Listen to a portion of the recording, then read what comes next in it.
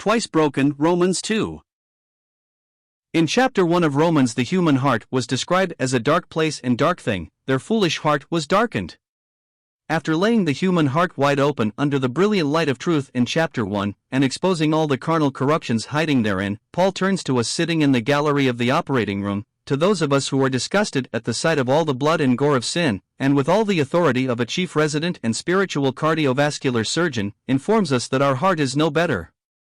The catalogue of sins in the first chapter is so lengthy that it is no wonder that the humanity described was suffering with chronic heart disease and congestive heart failure. Failure, yes, that is a good word to describe a human heart and life without God. But it gets worse. Before we go away shaking our heads, Paul speaks to those who are all too ready to condemn others. The word katakrino means to judge looking down on, or as we may say, looking down our noses at someone. Religious people are very good at this very bad behavior. Paul, in chapter 2 of Romans, tears down the hypocrite's hiding place. Those who seek refuge from the coming judgment in the fallout shelter of the God's law, restest in the law, v.17, have crawled into a spider hole, or a bear trap, and are resting on the hair trigger of presumption.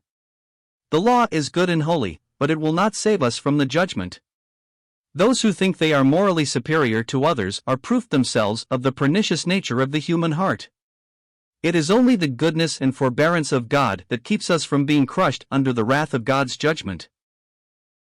Once we feel the pain of a spiritually broken heart, then and only then, is there any hope for an eternal and spiritual recovery. In repentance we turn from sin and flee.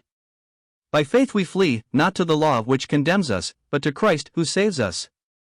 Romans chapter 2 describes the danger of the hypocritical heart. A hypocrite is a pretender, that pretends to be what it is not, better than others.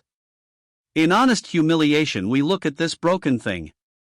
And when we bring our hurting and humbled hearts, then God will heal the hurts and fix what, in love, His gentle hand has broken. ID.